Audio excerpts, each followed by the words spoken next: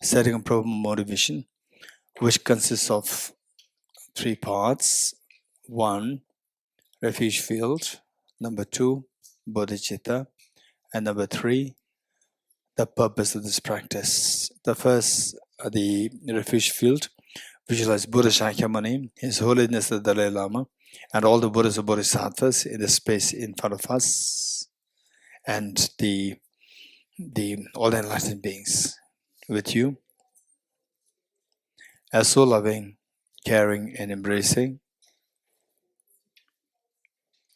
And this is very important. If you can visualize the not only just do the visualization, but that they are so loving, caring, and embracing, and so like they are like the mother and you are like the child, and how the mother looks at you when you are going through difficult times. If you can visualize in that form, we see that your refuge will become very strong. Refuge. And then when your refuge becomes very strong, and then your whole practice, gade gade para gade, becomes very swift, very stable and swift.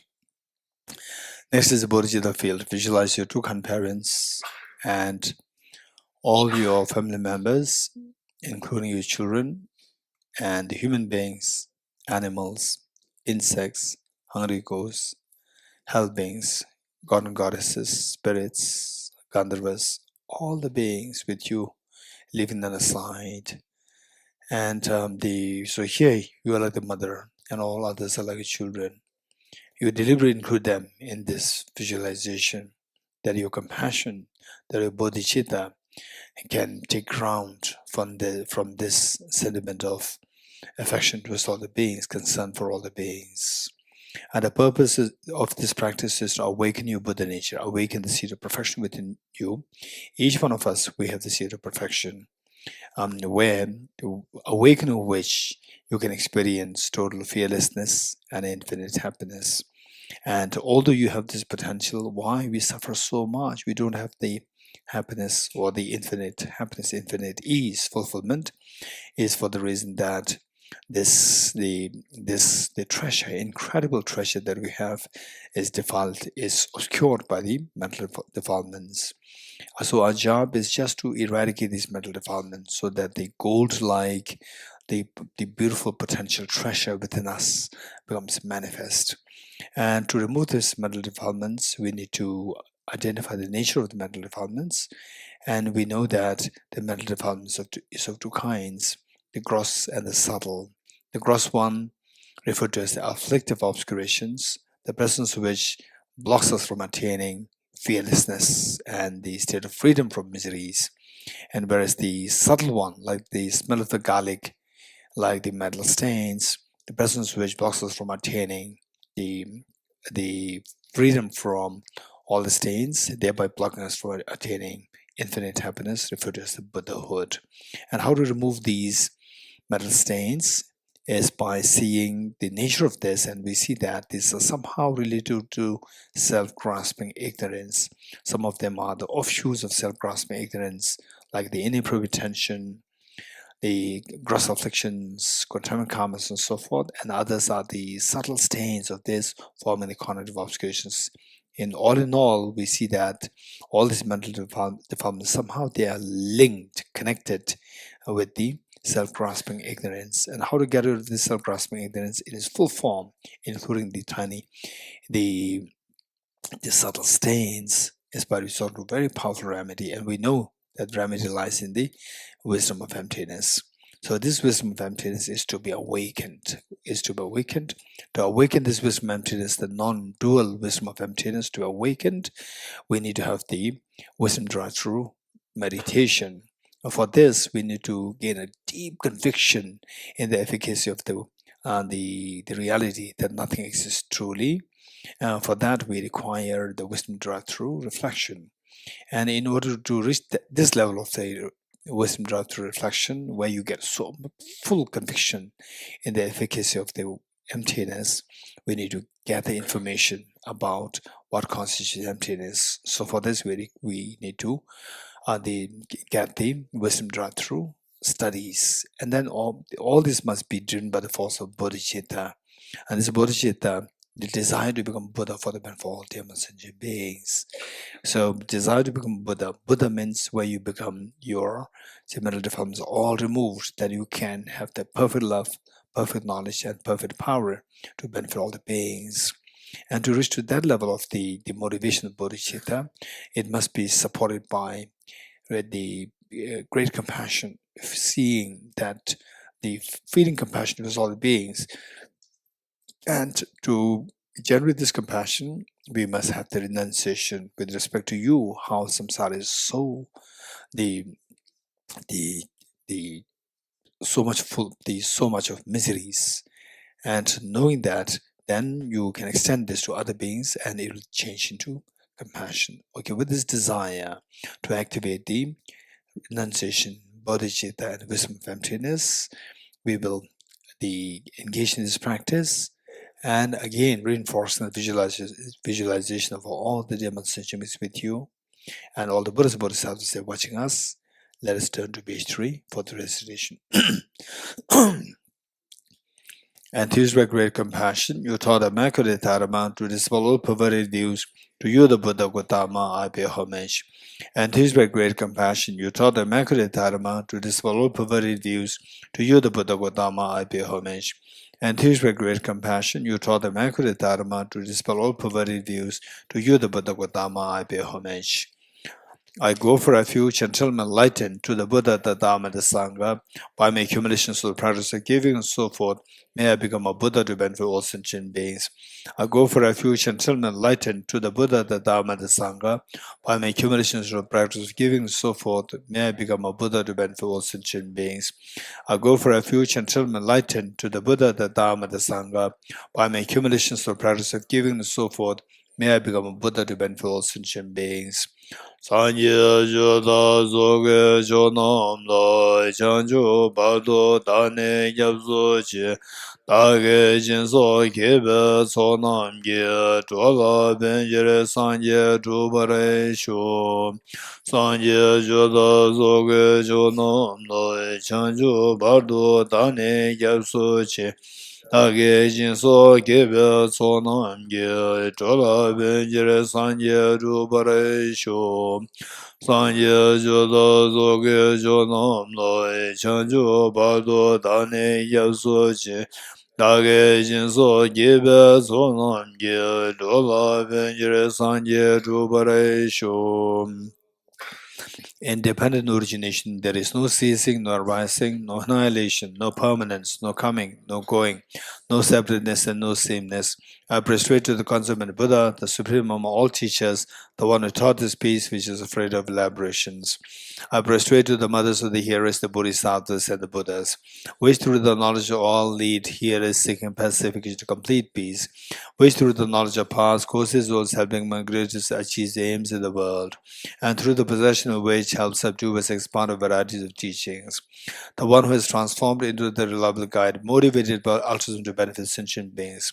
The teacher, Sugata, and protector to your mere prostrations. The one who has eliminated the web of conceptualizations and is divine, endowed with the divine bodies of the vast and the profound, who eternally shines for the forever noble light rays. To you, the Buddha, I make prostrations.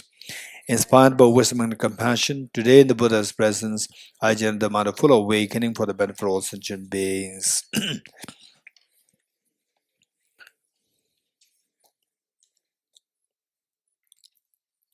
And as we recite this mantra, let us try best to remember the meanings of this so that the mantra will have the greatest impact in your being, and that it serves as a mirror for us to bring about transformation in your mind, where your mental defilements, they are subdued and your happiness grows, your compassion grows.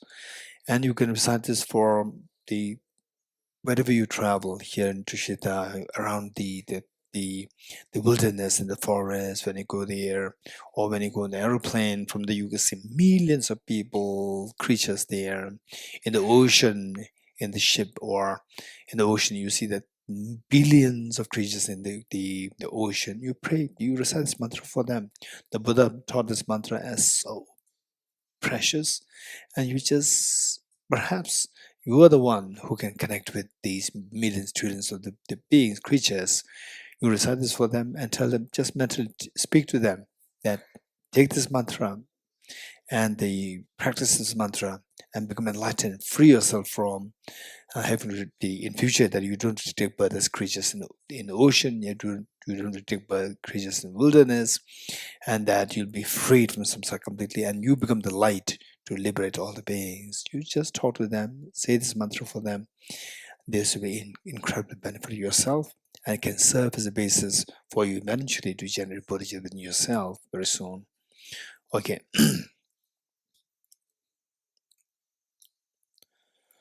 Om ye dharma hetu prabhavam hetum tesham dathagato yavatat tesham chayo nirodha evam vati mahashramanaye swaha.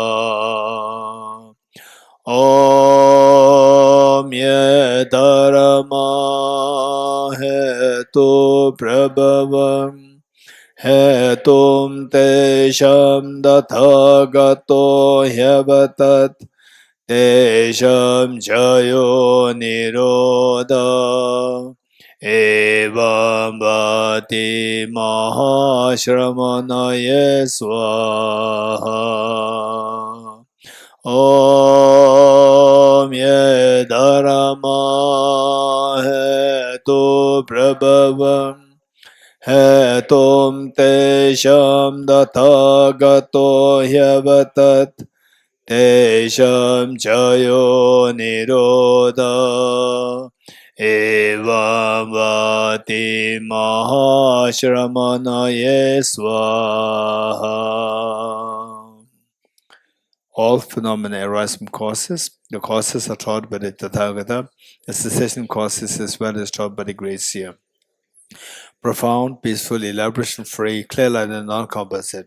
Such is the natural light Dharma I have discovered. Finding no one to fathom this teaching, in silence I'll return to words. Beyond our trends, thought, and expression is a perfection of wisdom, which is unborn, unceased, and has the nature of space. Is the object of apprehension of self-realized wisdom. To you, the mother of the Buddhas, or 3 times our baby sense. All composite things are impermanent. All contaminated things are the nature of suffering. All phenomena are the nature of emptiness and selflessness. Transcending sorrow is peace. The Guru is the Buddha, the Guru is the Dharma, likewise the Guru is the Sangha. The Guru is also everything wholesome. I go for refuge in the Guru. By the sound of the vibrant drum of Dharma, you liberate all beings of miseries. I beseech you to kindly remain and give teachings until the end of the expanse of billions of aeons. The Buddha does not watch the negativities of beings, nor does he remove their miseries by his hands. His spiritual realizations are not transferred to them. It is by teaching the truth of the suchness that the beings are liberated. With folded hands, I beseech the Buddhas of all directions to shine the light of Dharma for all bewildered mysteries glow. If attached to this life, you are not a spiritual practitioner. If attached to samsara, you have no renunciation. If attached to your own self-interest, you have no bodhicitta. If there's grasping, you do not have the view. Page 14, Praise to Shakyamuni Buddha.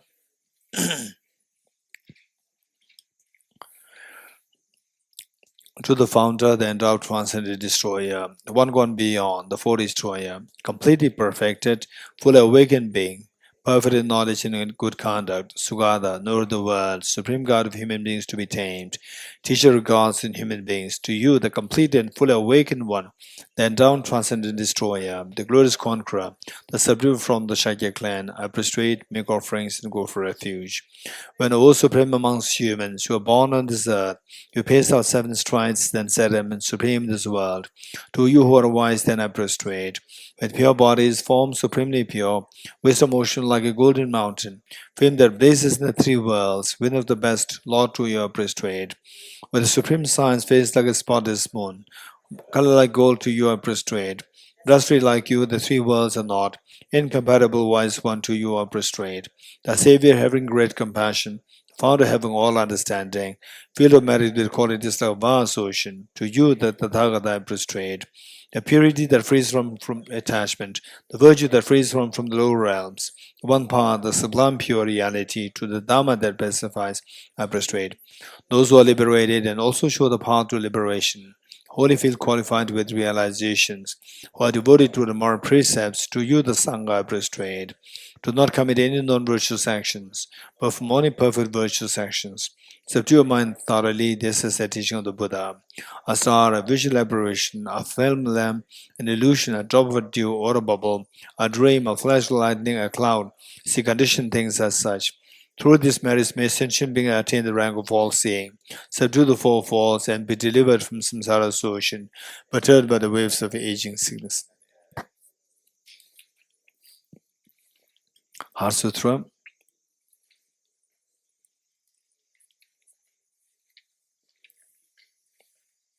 Heart Sutra, page 29.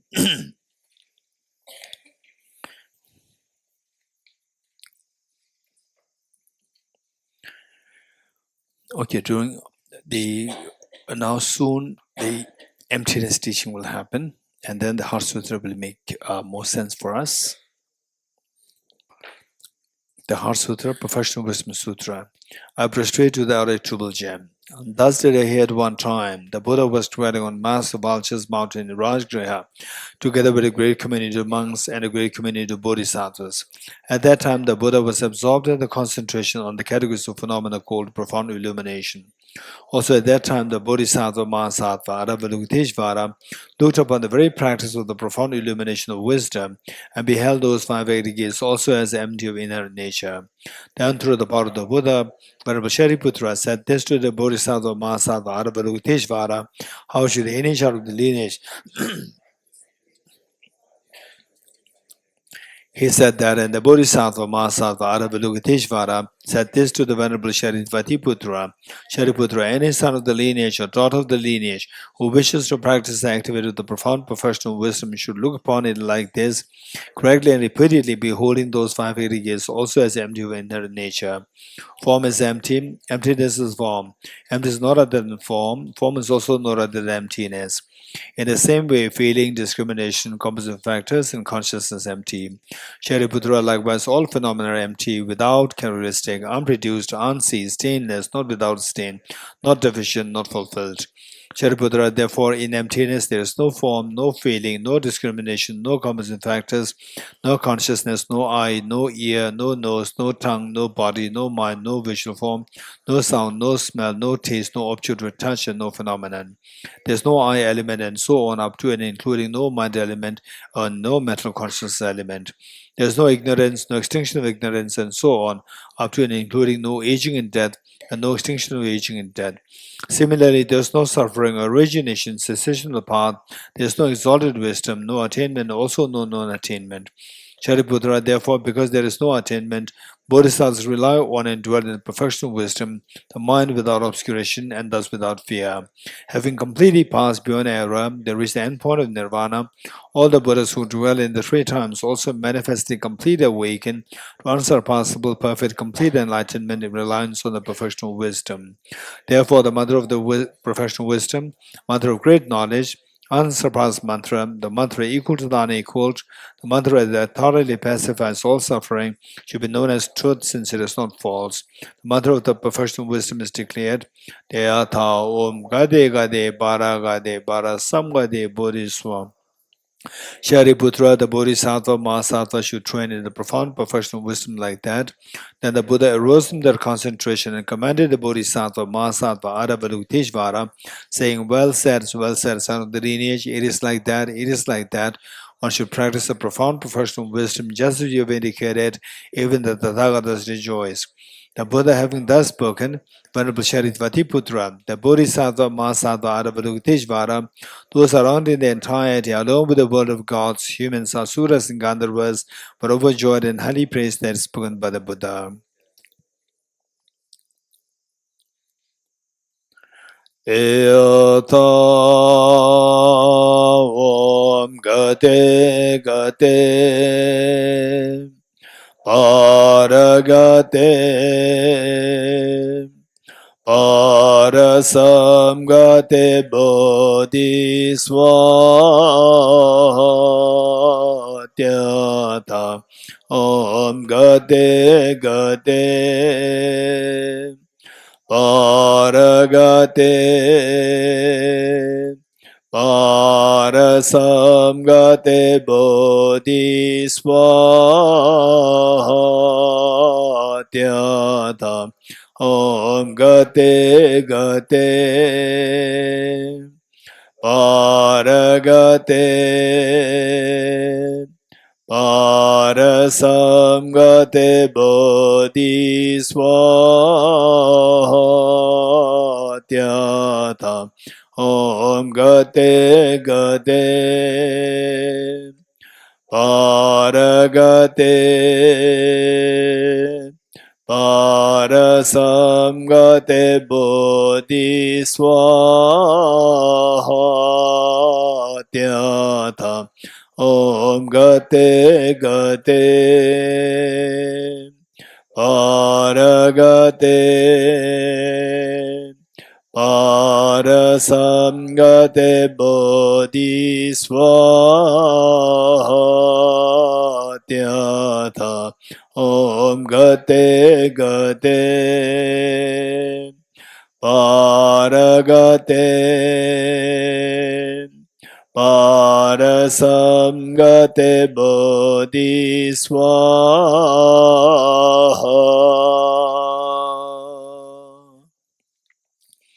By the teachings of three supreme jewels possessing the power of truth, may inner and outer hindrance be transformed, may they be dispelled, may they be non-existent, may they be pacified, may all negative forces opposed to the Dharma be completely pacified, may the host of 80,000 obstacles be pacified, may we be separated from problems and conditions harmful to the Dharma, may all enjoyments be in accord with the Dharma, may auspicious and perfect happiness pervade this place now. 8 verses for training the mind, page 35.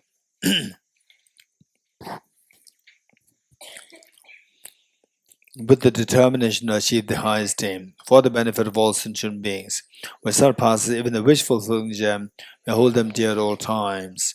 Whenever I interact with someone, may I view myself as the lowest amongst all, and from the very depths of my heart, respectful hold others as superior. And all my deeds may probe in my mind, and as soon as mental and emotional afflictions arise, as they endanger myself and others, may I strongly confront them and avert them. When I see beings of unpleasant character and those oppressed by strong negativity and suffering, I hold them dear, for they are rare to find, as if I discovered a jewel treasure. When others out of jealousy treat me wrong with abuse, slander, and scorn, I take upon myself the defeat and offer to others the victory.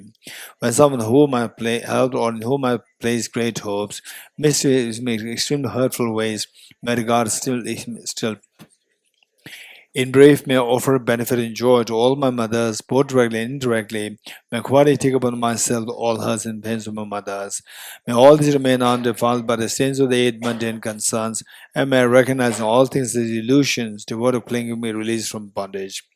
From my true collections, vast the space that I've amassed, from working without the effort of this practice for a great length of time, may I become the chief leading Buddha for all those whose minds wisdom is blinded by ignorance. Page 37, the 7th in practice. Except from the King of Prayers, the extraordinary aspiration of the practice of Samadhi. I bow down to the youthful I am Manjushri. You the Buddhas, the lions amongst humans, God of freedom in the present, past, and future, in the worlds of 10 directions. To all of you with body, speech, and sincere mind, I bow down.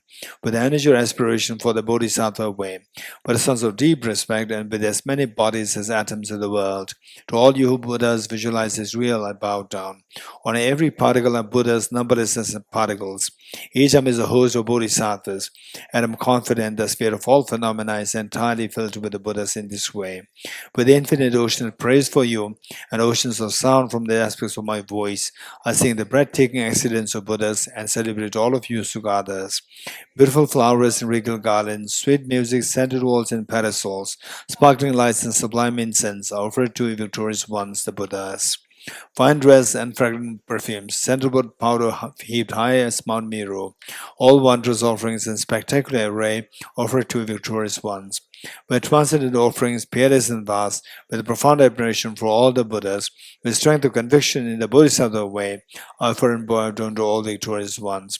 Every harmful action I've done with my body, speech, and mind, overwhelmed by attachment, anger, and ignorance, all this I openly lay bare before you.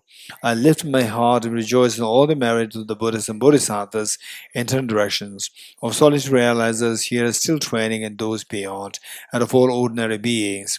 You who are the bright lights of the worlds in 10 directions, have attained the Buddha's omniscience through the stages of awakening. All you who are my guides, please turn the supreme wheel of Dharma. With palms together, I earnestly request you who may actualize parinirvana, please stay with us for eons, numberless atoms of the world, and for the happiness and well-being of the wanderers in samsara.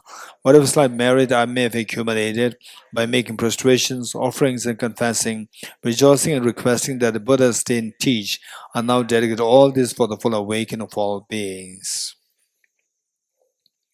Okay, short material offering.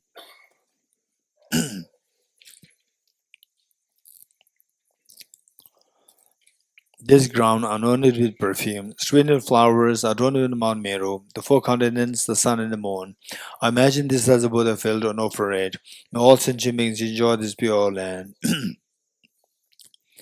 O Session-Ven Geshe Dorji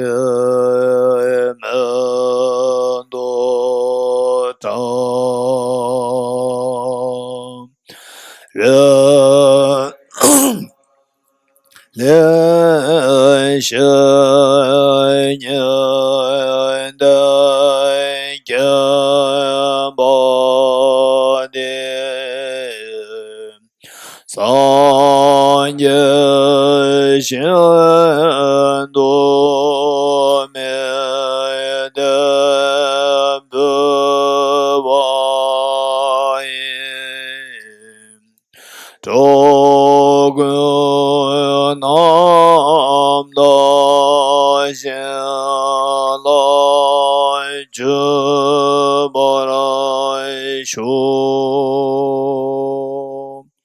4 Dhammas Venerable Gambaba.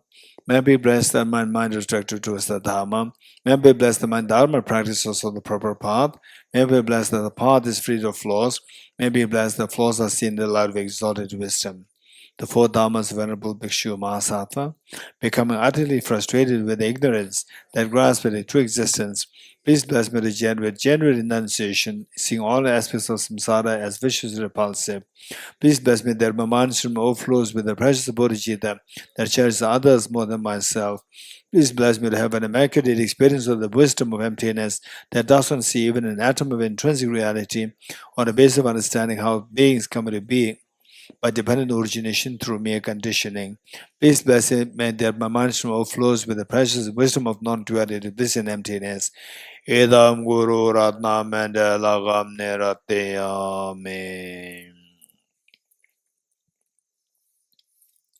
The Foundation of All Good Qualities, the Roadmap to Enlightenment by Lama Tsongkhapa. The foundation of all good qualities is a kind and perfect pure Guru. Correct devotion to him is the root of the path. By clearly seeing this and applying great effort, please bless me to rely upon him with great respect. Understanding that the price of freedom of this rebirth is found only once, is greatly meaningful and is difficult to find again. Please bless me to generate the mind that unceasingly day and night takes its essence. This life is as impermanent as a water bubble. Remember how quickly it decays and death comes. After death, just like a shadow follows the body, the results of virtues and non-virtuous karmas follow. Finding firm and definite conviction in this, please bless me to always to be careful to abandon even the slightest negativity and accomplish all virtuous deeds. Samsaric splendors are unsatisfying and unreliable, seeking them to draw to all suffering. Recognizing these shortcomings, please bless me to generate a strong wish for the bliss of liberation. Led by severe thought, mindfulness, alertness, and great caution arise. The root of the teaching is keeping the Pratimoksha vows. Please bless me to accomplish this essential practice. Just as I have fallen into the sea of samsara, so fall other migratory beings. Please bless me to say this, trained in Supreme Bodhicitta, and bear the responsibility of freeing migratory beings.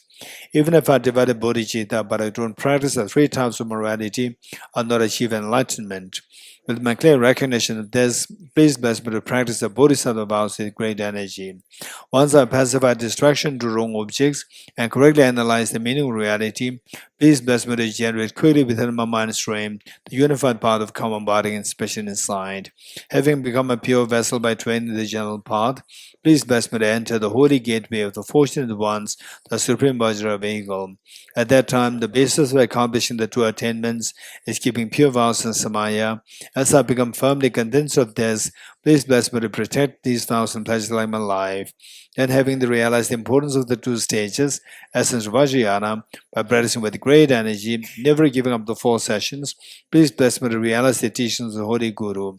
Like that, may the Gurus who showed the noble path and the spiritual friends who practice it of long lives, please bless me to pacify completely all outer and inner hindrances. In all my life is never separated from perfect Gurus, may enjoy the magnificent Dharma, by completing the qualitative stages of the paths, may quickly attain the state of Vajratara.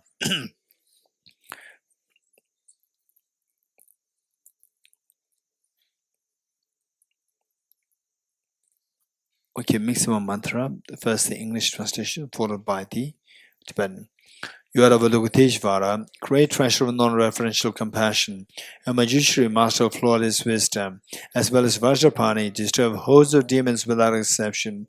Sanghabha, crown jewel of the sage of the land of snows, lost on top of your feet and make prostrations.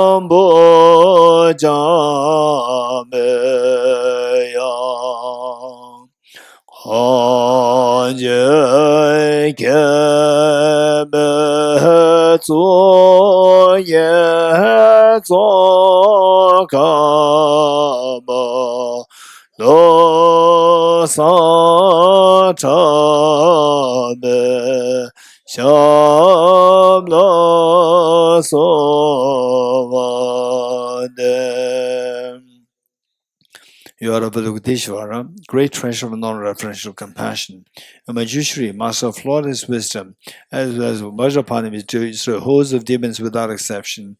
Sanghabha, crown jewel of the sage of the land of snows, lost on top by your feet and make prostrations. Okay, now we do the actual practice, mainly the 4 points, together with the Bodhicitta, taking the aspiration Bodhisattva vow. Okay. For this, the 4 points. The first one is the single point meditation, shamatha meditation, followed by renunciation, bodhicitta, wisdom emptiness, and then taking the aspiration bodhisattva vow. Okay, ready? 5 minutes. So now, no need for the instructions for the meditation. By now, we all should be aware of that. 5 minutes.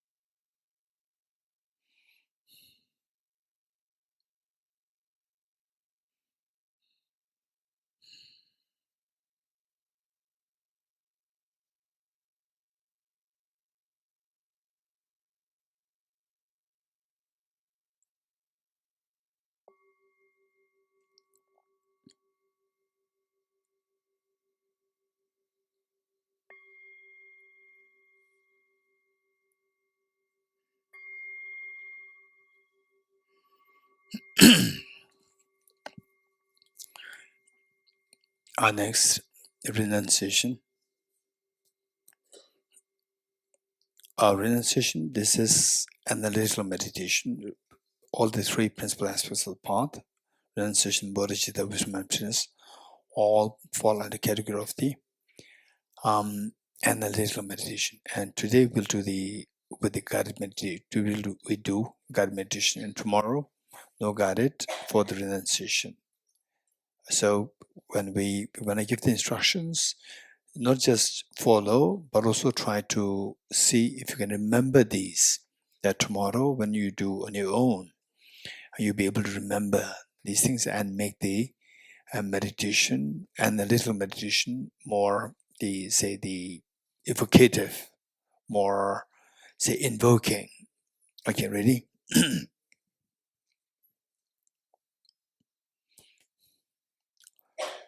Renunciation. The meaning of the renunciation is to renounce your miseries. To renounce the miseries, we need to know how to renounce the causes of the miseries. The Buddha taught, Ye Dharma Hetu Prabhava. All these phenomena arise from the causes.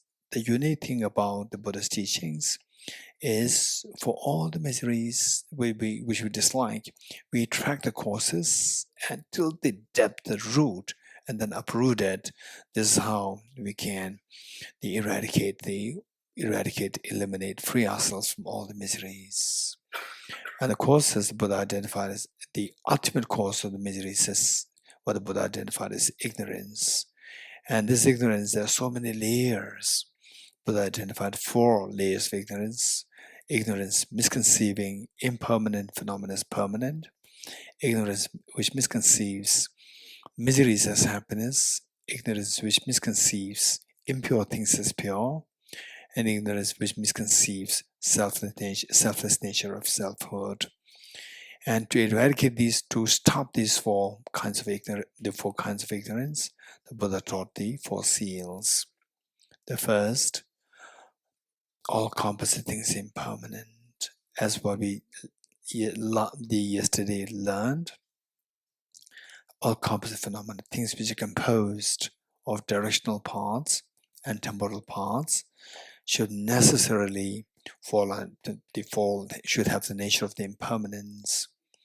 And for example, like body, the food that you attach to, your family members that you feel attached to, the flowers, garden, the house, your cars, and so forth. Whatever object, any object that we feel attached to, we see that they're all nothing but composite phenomena, and they have the nature of impermanence. On the contrary, when we see them as permanent, then the attachment increases, and the aversion also increases. Whereas if you think of the impermanence, this is when our emotions, destructive emotions such as attachment, hatred, craving, and so forth, subside. And this impermanence is of two kinds, gross and subtle impermanence. It's so important for us to reflect on the gross impermanence first, followed by the subtle impermanence. And the gross impermanence, by the definition that the impermanent phenomena, whose continuum comes to an end, this gross impermanence. We think of the beautiful, your youth, your childhood days, beautiful days with your mom, with your dad, with your family. Everybody simply focuses their attention on you. And you just have no responsibilities, so joyous. And today, many of these elders who just nurtured with so much love, they've already left the world. And your youth also disappeared. And once, in some places, today, the whole village, so vibrating, so lively village today, the very next morning, all washed away by landslide, the cloudburst, and the flood, earthquake, and so forth. Extremely sad moment to see the next moment everything is just desert, everything is just barren, nothing's left there. These are the realities. Once upon a time there was the king known as the Alexander the Great, Julius Caesar, Genghis Khan, and so forth. Today none of them is left there, they're all gone. So today we see that they are, all of us, each one of us, we have your own aspirations. And the younger ones, they have their own aspirations of their life career. And the parents, likewise, they have so much expectation from their children. And what was 200 years ago, similar, the only number of the people are less there, but same aspiration. People as young as you are, younger than you, older than you, and the children, there's so much expectation in their career building, and the elders, they have expectation over the children. Where are they now? Not even a single person is left. Whether the aspirations are accomplished or not accomplished, everything is gone. Not only the aspirations, even the persons are gone. Not even a single person left today. This is reality. Believe it or not, in most cases, the house that we lived in, for example, this building, this hall, we are now doing meditation. 50 years ago, 51 years ago, this was established. And like 30 years ago, 40 years, very different people occupied this space. Now where are they? They must be very old now, 30 years. Added to that, like another 30, another 40, they are 60s, 70s, 80s. And many of them, they left the world. It is not that the people 200 years ago, they are unfortunate. We are very fortunate. We are alive. No, it's just a matter of time. 200 years down the line in future, the 8 billion human beings today, we see that none of the 8 billion human beings today will be then alive then, 200 years later. And even the house that you occupy, whether rented or your own space, 20 years later, 100, 500 years later, it will be opened by somebody very different. Most likely will be occupied by totally unrelated people. And even if you successfully pass down to your children, grandchildren, great-grandchildren, so forth, by the time it reaches to great-grandchildren, they did not have any clue. They will not have any clue of your existence. They don't know your name. They have no clue that who you are like. And this is impermanence.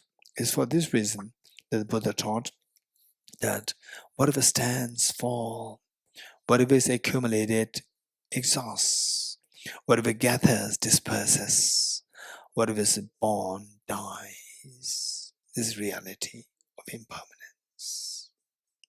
So this impermanence, which is the impermanence of death and the uncertainty of the time of death, when you reflect on these 2 points, then our life will be very meaningful, will not really fall prey, will not waste our time in unnecessary engagements. And the way you can easily extract a great gift of such a meaning to a life, then we see that we're wasting our life simply engrossed in indulgence and so forth. These are so unwise in the face of the bigger picture of time and in space. We see that we are wasting our life. So with this in mind, the reflecting on the impermanence of death, impermanence and the uncertainty of death. So many people, they say that, okay, I'll practice Dharma when I'm 30 years old. Those who are in their 20s. Those who are in 30s will say, I'll practice Dharma when I'm reached 50 years. When they're 50, they feel they're young.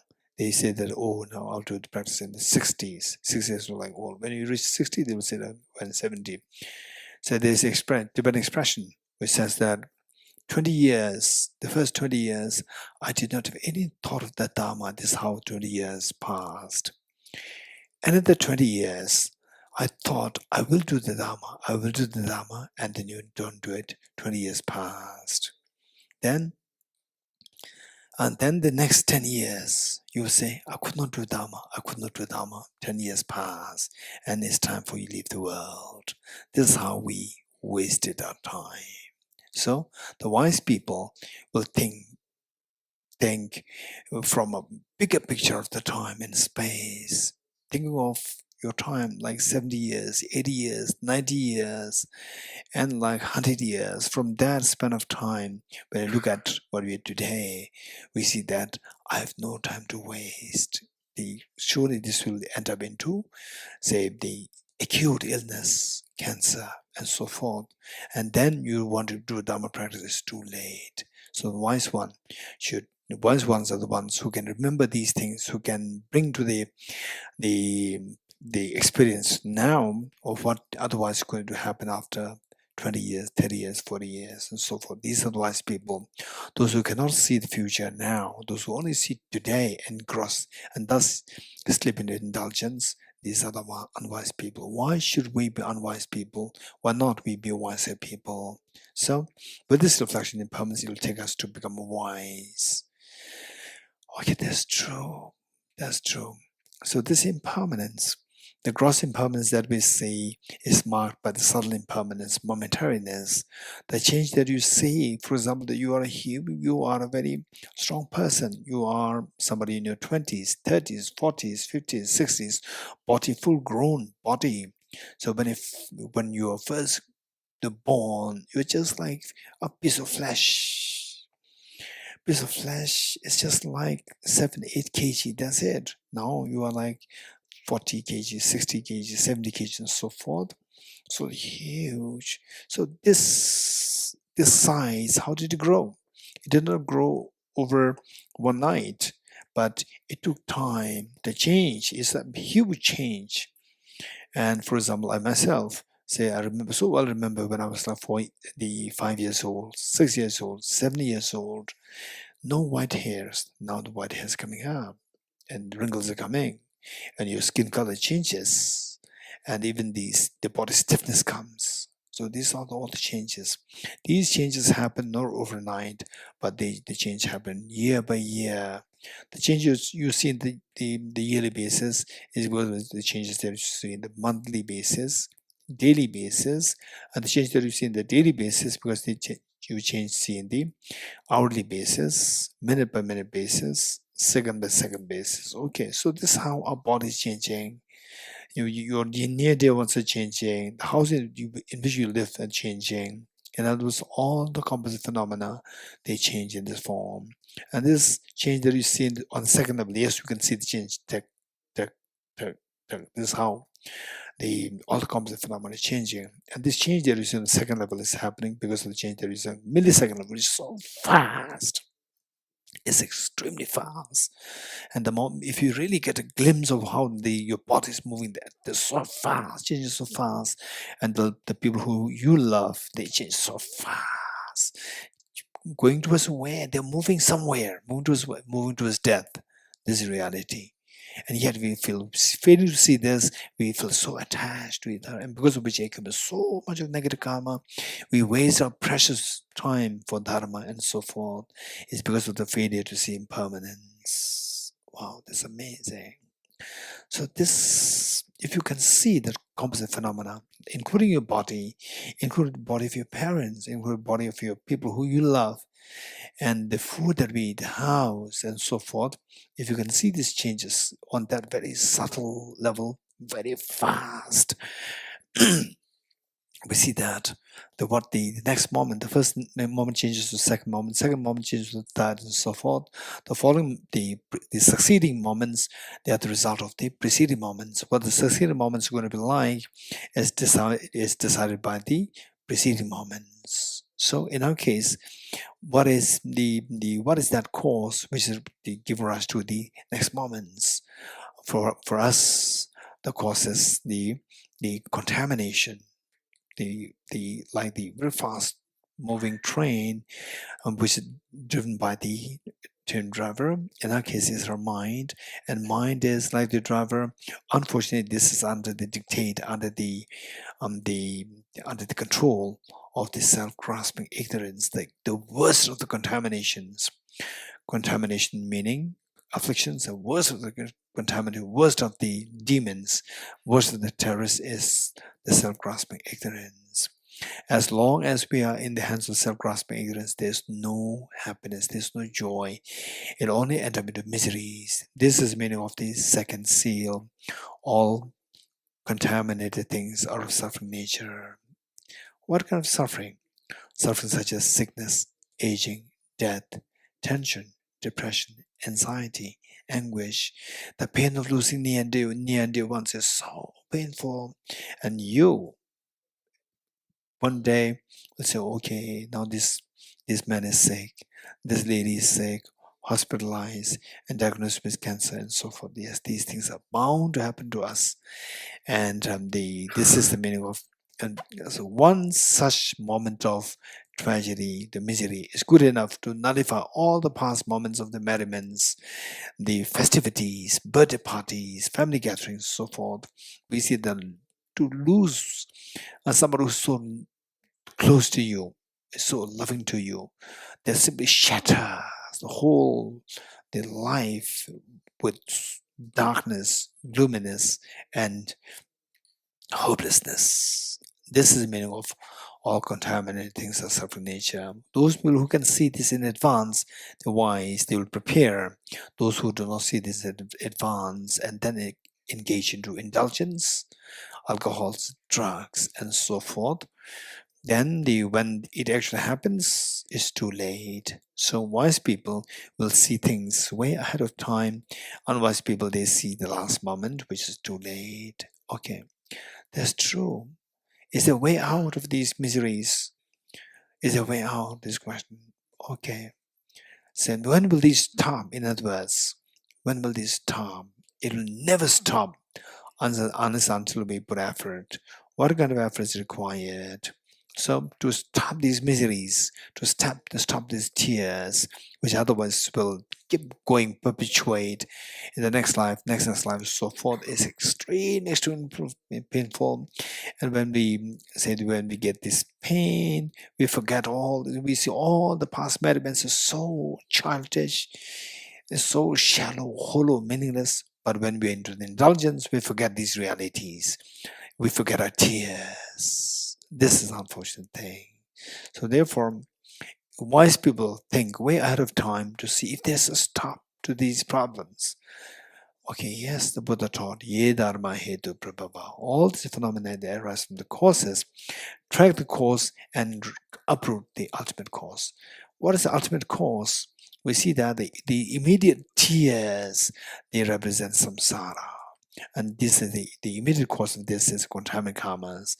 And quantum karmas, like in turn, are created by the afflictions, gross afflictions, which in turn arise from the inappropriate tension, which in turn arise from the self-grasping ignorance.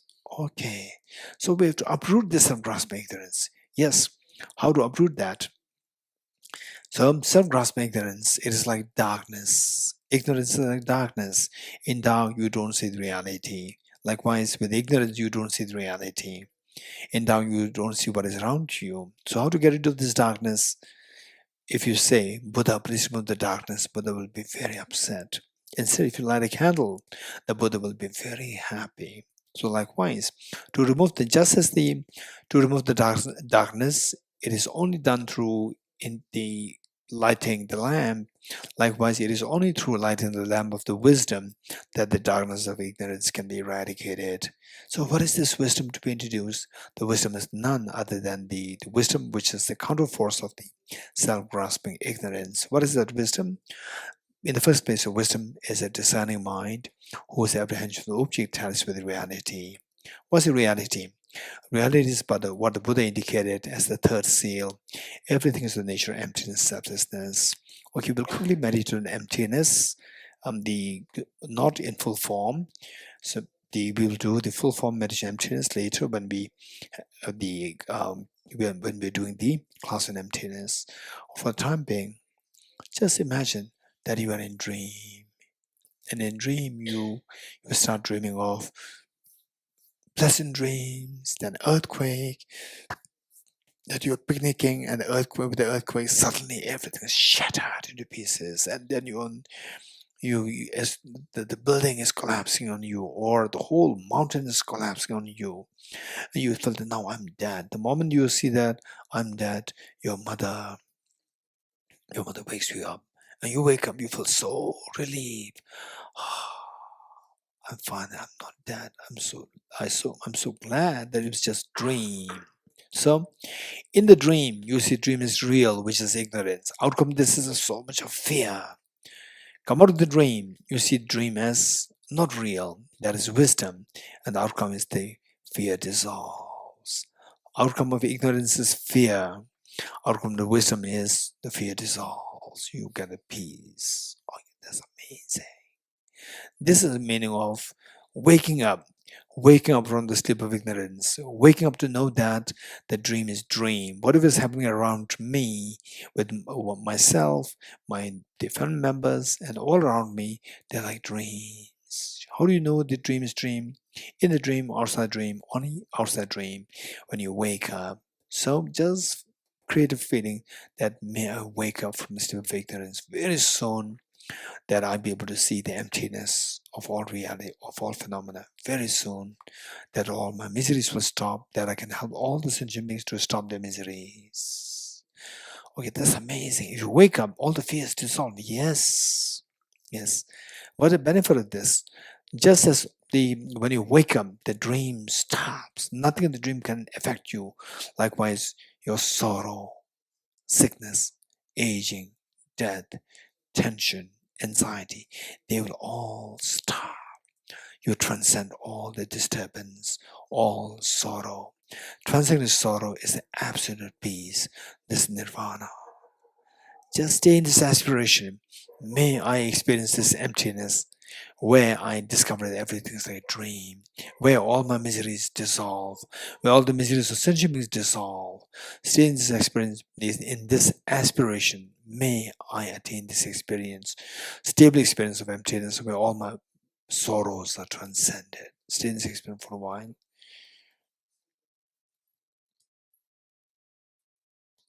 This is the renunciation, desiring to experience emptiness, whereby all my miseries dissolve into this emptiness. I experience absolute peace. This is renunciation. Okay, slowly come out of this meditation and take a few seconds rest before we move to the Bodhicitta.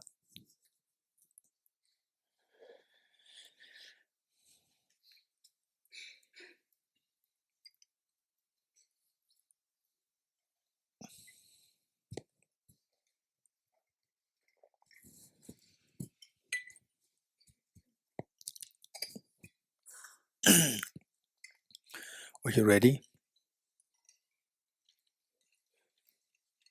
Good. Bodhicitta, we see that there are two primary methods which we're going to study in this retreat.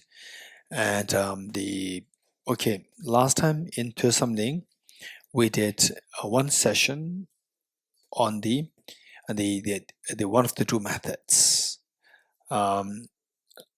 In your own place, when after the retreat, you can do these two either together, one of the other, or you can alternate between the two methods. Today you do the sevenfold cause-effect method to generate bodhicitta. The next day you can do the other method of equalizing and exchanging self for others. So you can alternate between these two methods.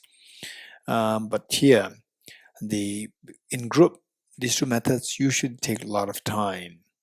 And so in group, usually I do the four immeasurable practice, the practice, followed by the generating bodhicitta aspiration. Okay, ready? Given that this bodhicitta practice requires a lot of support and a lot of blessings, invoke all the Buddhist bodhisattvas in space in front of us, particularly Bodhisattva, His Holiness, and the Lama Tsongkhapa, and all the great teachers that you've met in your life. And from the Tibetan tradition, for example, like, say, the Guru Padmasambhava, Bodhisattva Chandarakshita, and so forth, and also the Jesuit Tilopa, Jesuit Narupa, Jesuit Marpa, Jesuit Mila, Jesuit Kambapa from the Kagyu lineage, and then the great saint Tujim Birvapa, then Sajin Guanyingbo, Sakya Pandita, and so forth from the Sakya tradition, and then the Lama Tsongkhapa here, Gyaltsa Rinpoche, Kidu Rinpoche, and all the enlightened teachers, and particularly the teachers that you've met in your life, who are the inspiration for compassion, who are the inspiration for the wisdom, invoke those. And then also that the whatever tradition that you're following, the Chinese tradition, Vietnamese tradition, or the Russian tradition, Mongolian tradition, whatever tradition that you're following, you invoke those, the teachings of those, the teachers, enlightened beings. Okay, this is again going to be like a guided meditation. Just follow the instructions and see how much you can invoke the experience. Just flow through the instructions, try to invoke the experience. This is where the transformation takes place. And even if at times that what you are trying to meditate and your mind, your natural thinking may not tally, they may be contradictory. You may feel it's so superficial, this is not how I think. Don't worry, this meaning of the training, this meaning of the practice. So like practicing music, you press the keyboards, no music there, it's just a noise. You mimic your teachers, but still there's noise, no music. But keep doing it, gradually it'll become a real music, beautiful music. Okay, this is what, and even if it becomes very superficial, don't worry. Just keep doing it, and eventually, of course, should be supported by study, reflection, meditation. Eventually it'll become a real experience, beautiful experience. Are you ready? Imagine all the Buddhas and Bodhisattvas with you in front of us to bless us in this endeavor of generating Bodhicitta. Also visualize your two kind parents, your children, and all of your members, and all the sentient beings living on the side around you.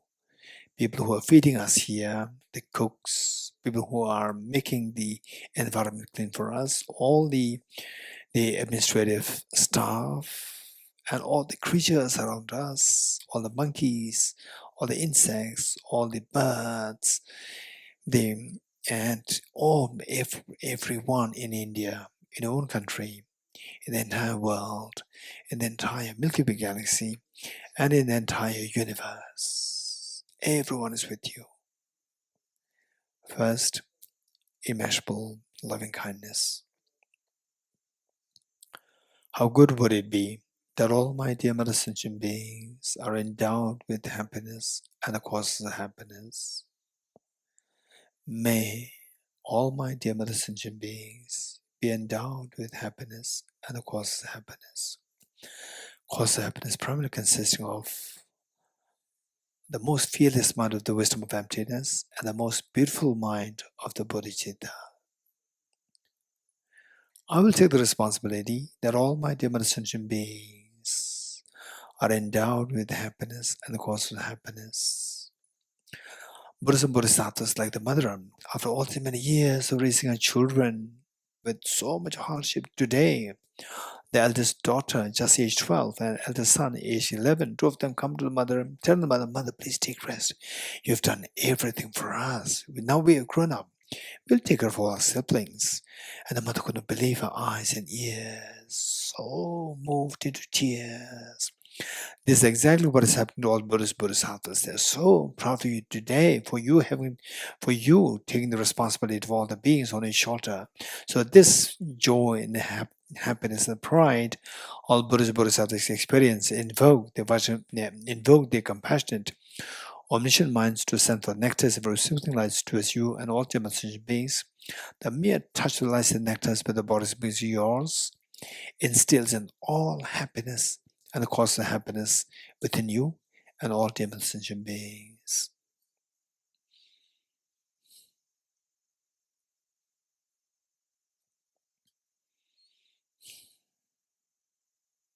And you witnessing such a miracle is happening towards all of human sentient beings. You're intensely happy. Take 3 deep breaths, sighing with relief.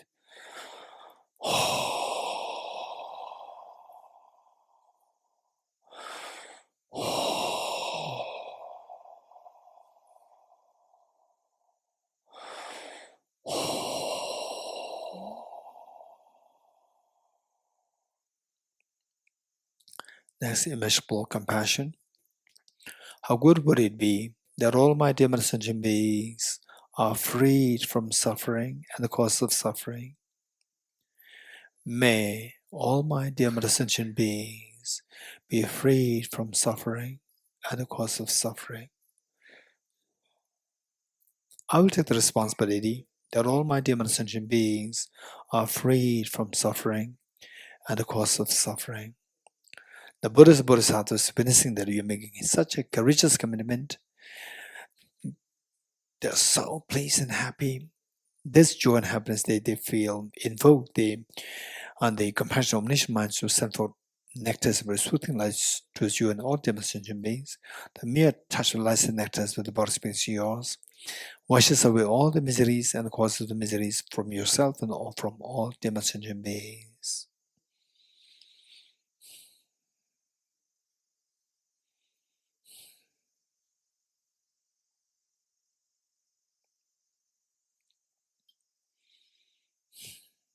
And you witnessing such a miracle is happening to us all human sentient beings. You are intensely happy. Take 3 deep breaths, sigh with relief.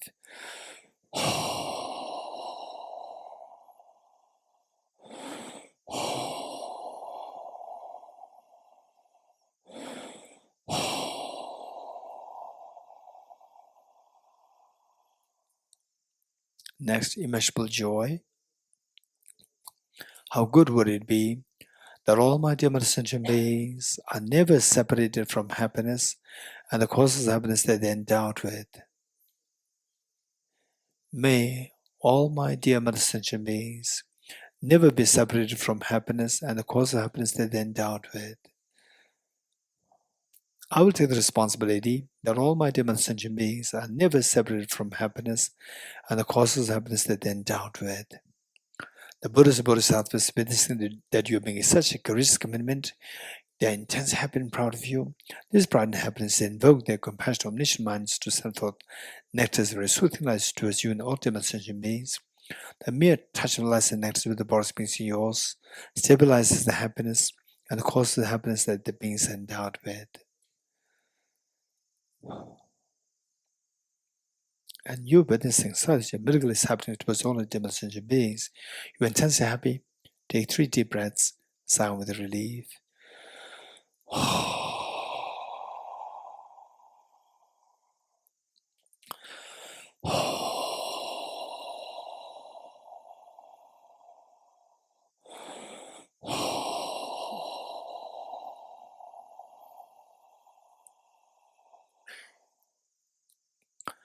Next, immeasurable equanimity.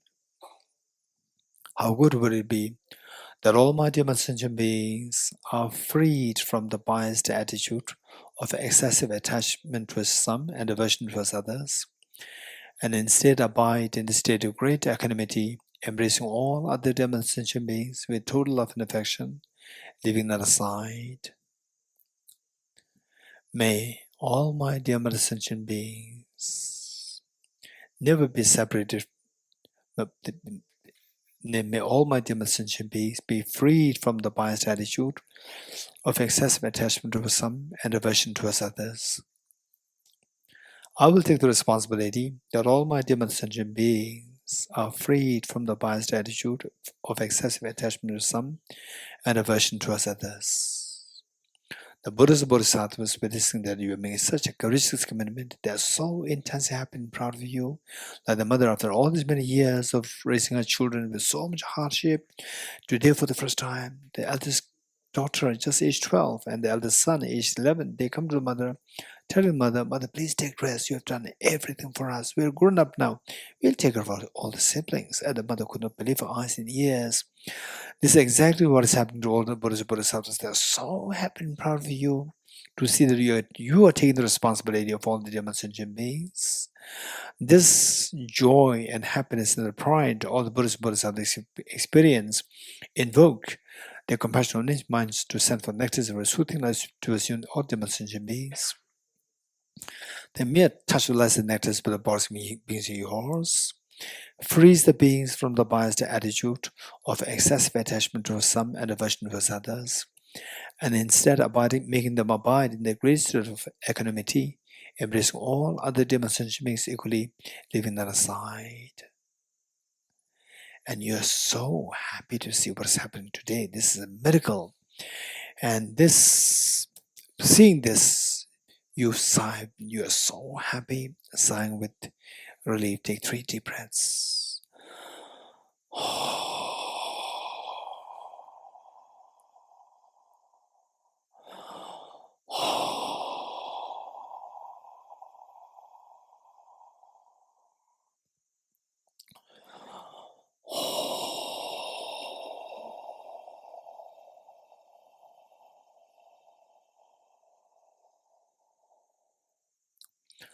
Underscoring all the 4 immeasurables, there's unconditional love towards all the beings.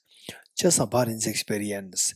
This experience is the one which will take you to generate bodhicitta, which will take you to gade gade para gade para samgade bodhiswaha, and experience ultimate happiness for yourself, and then you being endowed with the perfect potential to make everybody experience ultimate happiness of the Buddhahood.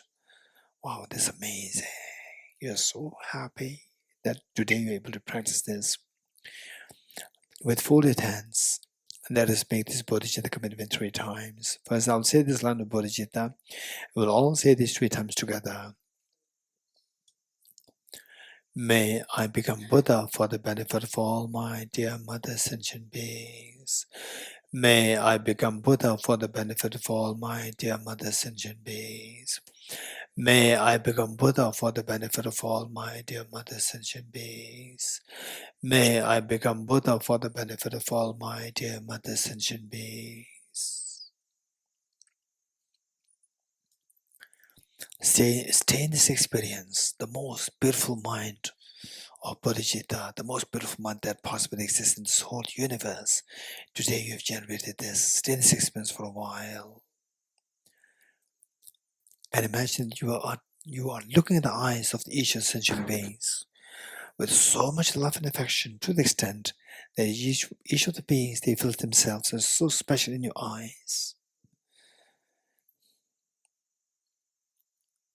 Slowly transform this beautiful mind of the Bodhicitta into a spotlessly clean moon disk, 2 inches or 1.5 inches in diameter, horizontally sitting with the heart. This is the conventional Bodhicitta. Okay, wow, that's amazing. That's amazing. You made such a courageous commitment to become Buddha. But keep in mind that no matter how much you are committed to take out oil out of the handful of sand, remember that no oil comes out. So how come that you can become a Buddha? Do you have a potential Buddhahood? Answer is yes, I do have. We all have the Buddha nature. All my dear sentient beings, we have the Buddha nature. Okay, so I'm not like a handful of sand. I'm like a handful of sunflower seeds, squeezing a wedge, oil does come out. But since time immemorial till now, you never become Buddha. This potential never was awakened. Now, how can you think? What makes you think that today you can awaken this Buddha nature? Yes, that's very true. Since time immemorial till today, I'm being deceived by the two demons: self-grasping, ignorant, self-centered attitude. Today, I'm disillusioned by these two demons. I'm going to do everything to exterminate the two demons. What are you going to do? What are you going to do to exterminate these two demons? I'm going to resort to a very powerful remedy. What is that powerful remedy? Remedy lies in the wisdom of emptiness. Okay, what is this wisdom of emptiness? Okay, today also, let's do it very quickly from the third seal, which we did before. Just think of yourself, what are you doing? I'm meditating. Okay, the reality is that this body is nothing but made of billions of atoms. Okay, imagine that you are looking at your body through electron microscope, where you see just pool of atoms. That's it. You don't see yourself. Okay, where is this eye? The self eye is nowhere to be seen. Okay, that's true. From the object, there's no self to be identified. It's just a bunch of atoms. None of the atom is this self. Remove the atoms, there's nothing left as a self. From the object, there's no self to be identified. That's amazing. Stay in this experience for a while.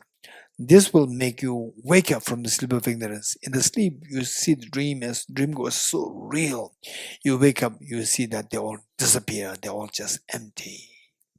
Likewise, all phenomena. Soon, with the next few days of teaching, I'll discover that nothing exists objectively. They are like dreams. Wow, that's amazing. Just stay in this experience for a while, as though like you have woken up from the sleep of unconventional dream, and that all the dream dissolves into emptiness. And this wisdom of emptiness, this most fearless mind, all your fears dissolve, you become fearless.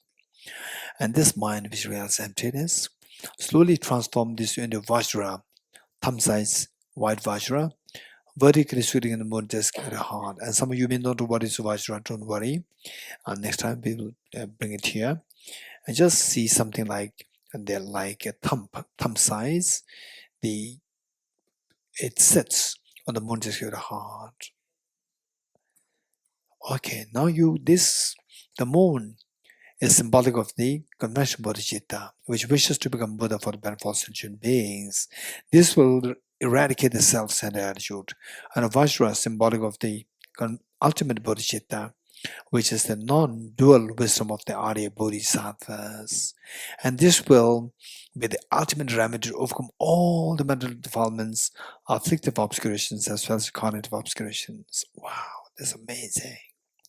So this guarantees that all my mental defilements will be gone, and the gold inside me, the Buddha nature, the gold-like Buddha inside me will become fully awakened. Yes, no fear, and happiness expands infinitely. Yes. Meanwhile, don't forget They're your two parents who love you so much, your children, all the family members, all the demon sentient beings. They are suffering terribly, yes, out of great compassion. Just generate very strong feeling of compassion towards all the beings, your parents, your children, and all the demon sentient beings. This compassion invokes the Vajramuni into heart to multiply infinite number of times. Share one set of the Vajramuni at the heart with your mother at her heart. One set of the Vajramuni at the heart of your father. One set with each one of your children. One set with each one of your family members. One with each one of the staff here in the Tushita Center. The staff members, the animals, the insects, hungry ghosts, helpings, one of each of the sentient beings in India, in your own country, in the world, in the Milky Way galaxy, in the entire universe. Now all the sentient beings who have been your mothers in the past lives, they all got the share of the Vajramuni at the heart. This is your kindness. This is amazing. Meanwhile, let us not forget that all the Buddhas, Bodhisattvas, they're watching us. They're so proud of what you're doing today.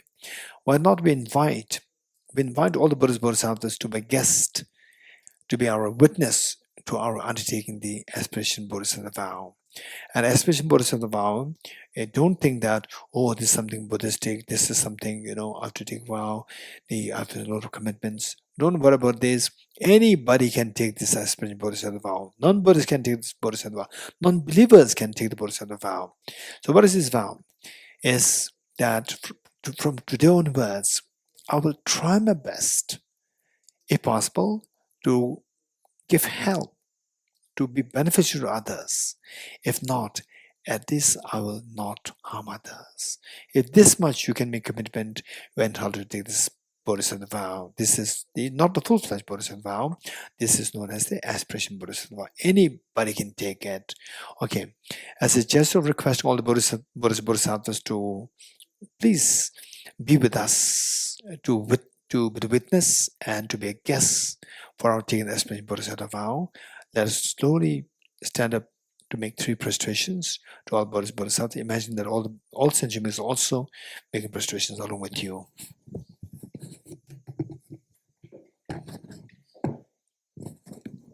Okay, let's stand up to make 3 prostrations to all Bodhisattvas.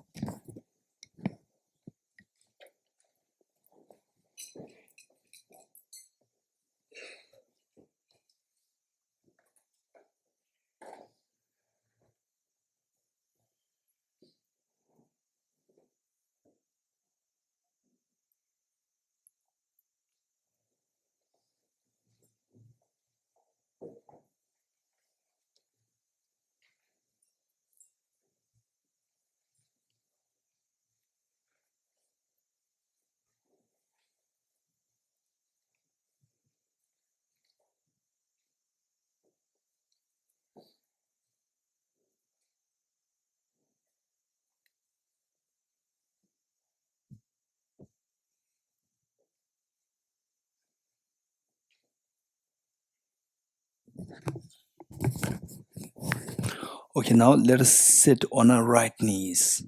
Sit on our right knees.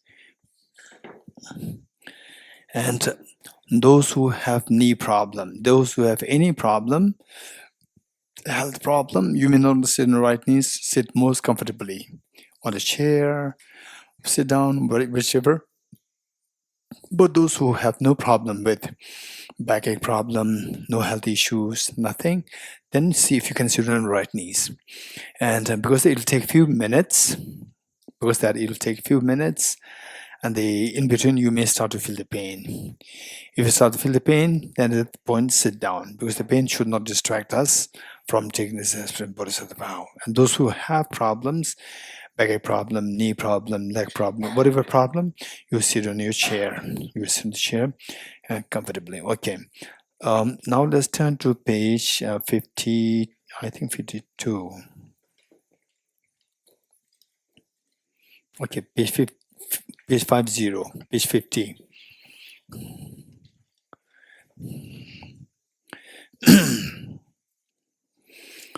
Okay, as I said earlier, this is taking the aspiration Bodhisattva, undertaking the ceremony of taking the aspiration Bodhisattva vow, and anybody can take this, not necessarily Buddhist. If non-Buddhists, non-believers, anybody can take this. The commitment is just to make the fresh commitment that henceforth I will try my best to be kind towards others. If not, at least I will not harm others. This much if you can commit, you can take this special Buddhist vow. Okay, so with this in mind, we're going to read these following verses by reflecting on the meanings. And first I'm going to explain the meaning of these, and from tomorrow I'll not explain the meanings. We'll straight away do the taking the special Buddhist vow. The first verse says that your journey is to become Buddha, in other words, to awaken your seed of perfection, to awaken the treasure within you.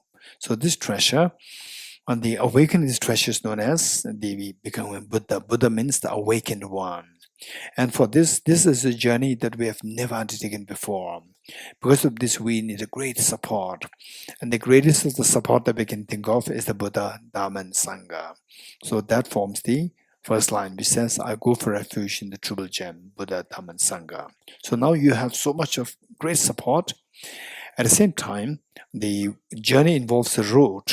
If the road is blocked, by boulders, fallen trees, and so forth, again, you cannot undertake the journey. So this road is none other than your own mind.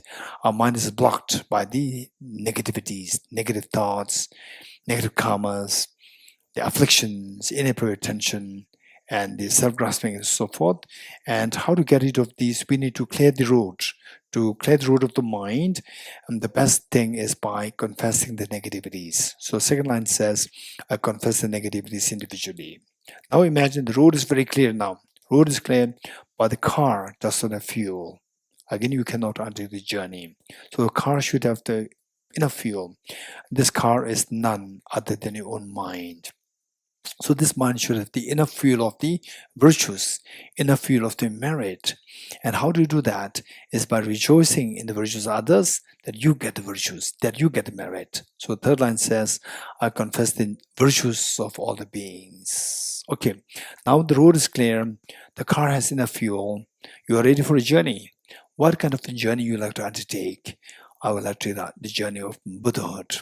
It says, I hold the precious Buddhahood in my heart, which is journey of cleansing my mind to awaken the treasure of the ultimate happiness with myself, which is referred to as Buddhahood. Okay, this is the first verse. We'll say this 3 times together. Wholeheartedly say, all the Buddhist Bodhisattvas are with you, and all your 2 parents, all your children, all your family members, all sentient beings are with you, and they're joining you in this ceremony together. Gurus, Buddhism, I go for refuge to the Triple Gem. I confess the negativities individually. I rejoice in the virtues of all the beings. I hold the precious Buddha in my heart. I go for refuge to the Triple Gem. I confess the negativities individually. I rejoice in the virtues of all the beings. I hold the precious Buddha in my heart.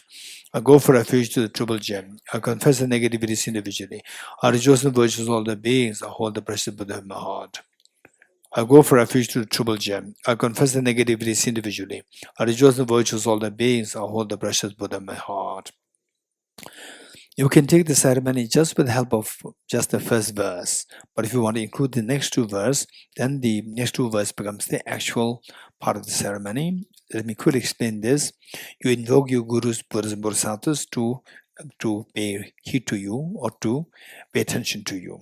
And then so to become this Buddha to benefit all the beings, if you look in the history of the humanity, you see that 2,500 years ago, there was one prince, Prince Siddhartha, and he succeeded to become enlightened. The Buddha nature inside is awakened.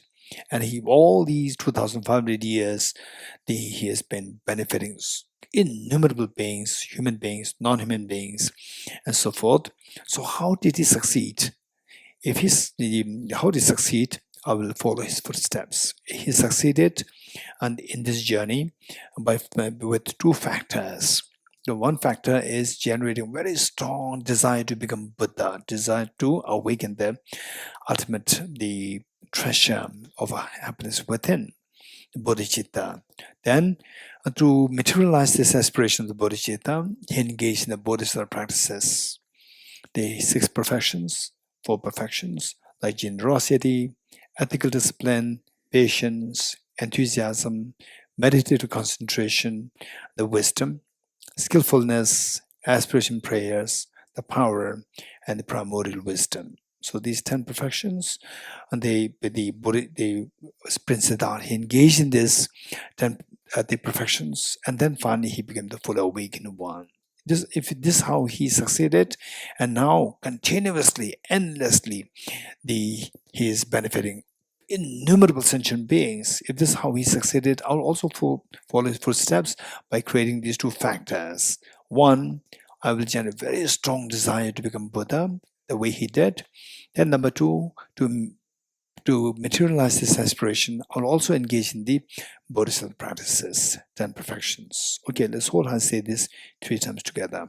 And during the 3rd repetition, the end of the 3rd repetition, imagine you just feel the tremendous joy of having generated this, taking the aspiration Bodhisattva vow. So this is when you get the aspiration Bodhisattva vow. Together. Gurus, Buddhas, and Bodhisattvas, please be here to me. Just as previous Buddhas have generated the mind of Bodhicitta, and just as they successfully dwell in the Bodhisattva practices, likewise for the benefit of all sentient beings, I will generate the mind of Bodhicitta, and likewise shall I too successfully train the Bodhisattva practices. Gurus, Buddhas, and Bodhisattvas, please be here to me. Just as previous Buddhas have generated the mind of Bodhicitta, and just as they successfully dwell in the Bodhisattva practices, likewise for the benefit of all sentient beings, I will generate the mind of Bodhicitta, and likewise shall I too successfully train the Bodhisattva practices. Gurus, Buddhas, and Bodhisattvas, please be here to me.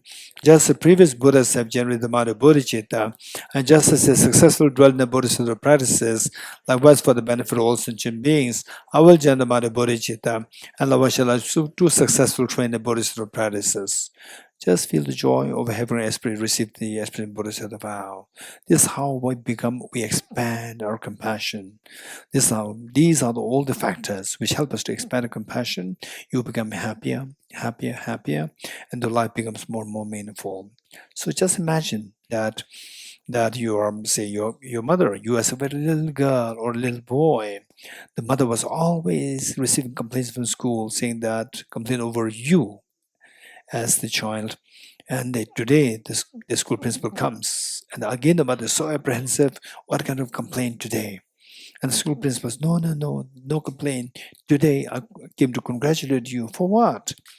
That your daughter and your son, 2 of them are appointed as the best students of this school for this year. The mother could not believe her eyes and ears. All these many years, she always heard complaints about the daughter, about the son.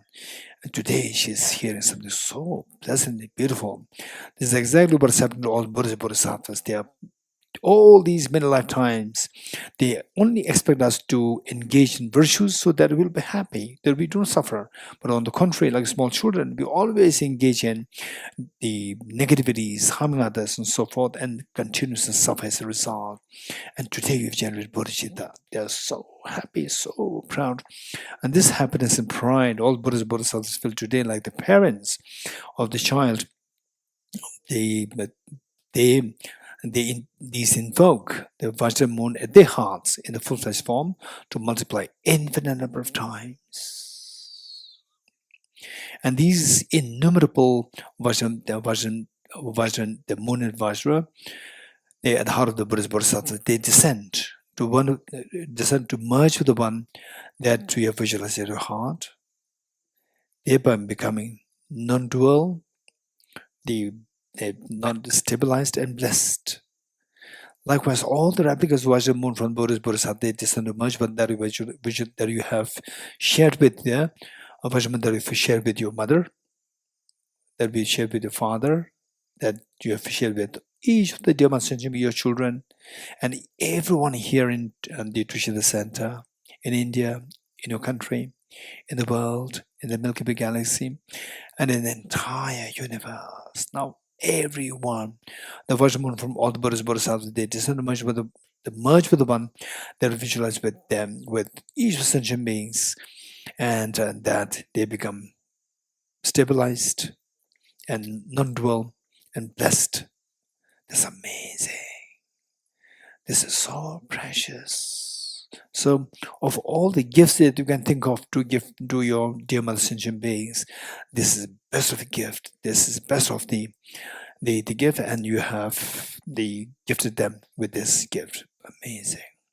And of all the offerings that you can make to all the Buddhas, Bodhisattvas, the Buddha made it very clear that one moment of genuine compassion far excels the gift of the whole universe filled with gems and offered to all Buddhas, Bodhisattvas.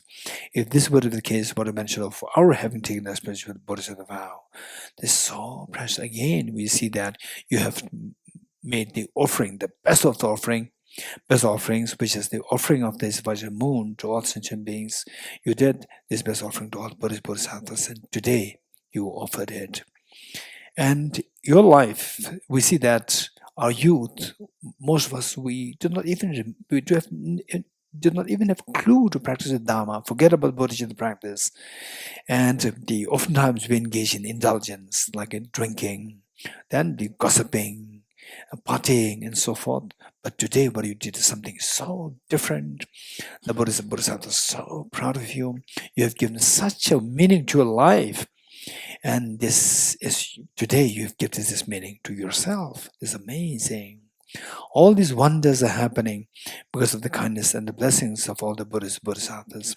As a gesture of thanking them for this great opportunity for us, let us slowly stand up with all the dear sentient beings and make 3 prostrations to thank all the Buddhas, Bodhisattvas for this.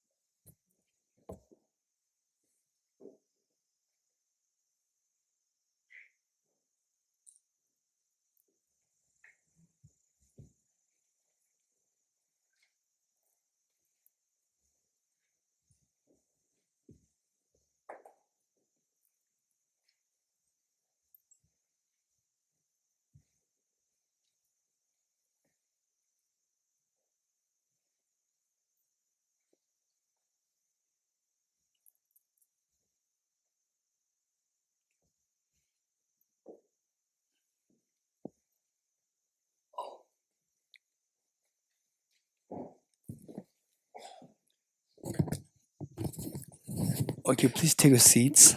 Please sit comfortable now.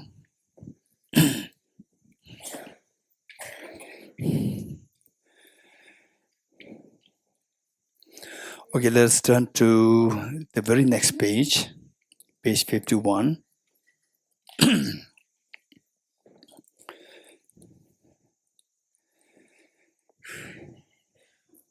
Okay. So in this life, we had the opportunity to take this Session-Ven Geshe vow. Very fortunate.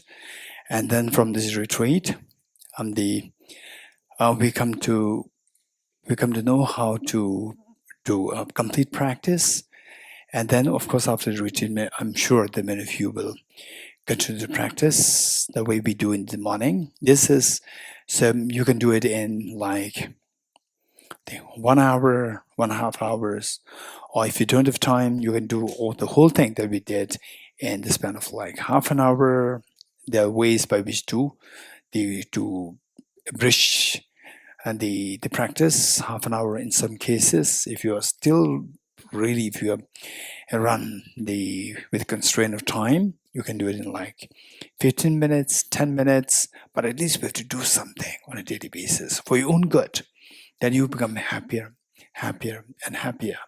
That you see that you are really engrossed in things to be done, something meaningful.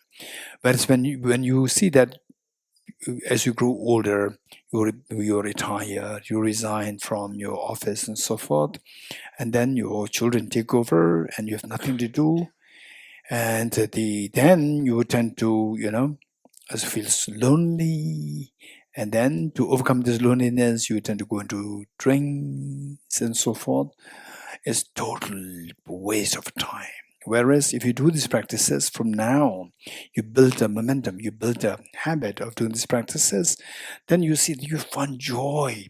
Like this practice and reading the materials on Bodhicitta, on emptiness, attending some teachings of His Holiness the Dalai Lama, and you doing some meditation, you feel the great fulfillment of your life, and that you will never feel lonely. In fact, during the COVID time, I was in the office,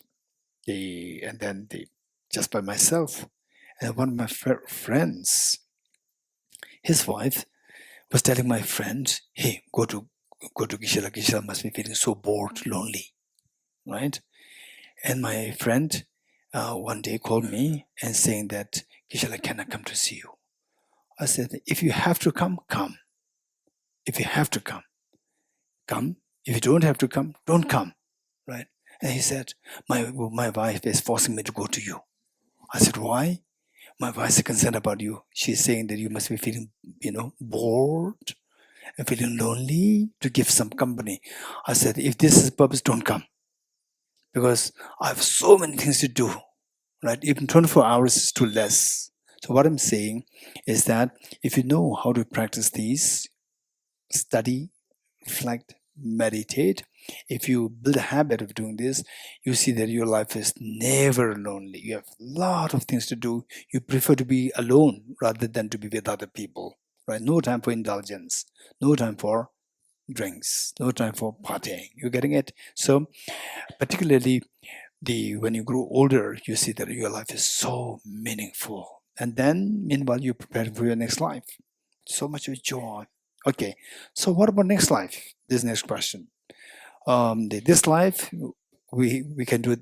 It's in our hand. We can do it. But next life, we include that in a form of a very powerful prayer. So the next page is to make sure that in the next life we come in contact with this teaching practice. In the next lives as well, we include this very powerful prayer. Let's say this 3 times together, wholeheartedly. Throughout my future lifetimes, may I always be guided by the compassionate Buddha and be able to uphold the true precious bodhicittas even at the cost of my life. Throughout my future lifetimes, may I always be guided by the compassionate Buddha and be able to uphold the true precious bodhicittas even at the cost of my life. Throughout my future lifetimes, may I always be guided by the compassionate Buddha and be able to uphold the true precious bodhicittas even at the cost of my life. Okay, the remaining verses, they are taken out from Guided Bodhisattva's Way of Life by Bodhisattva Shantideva, his text.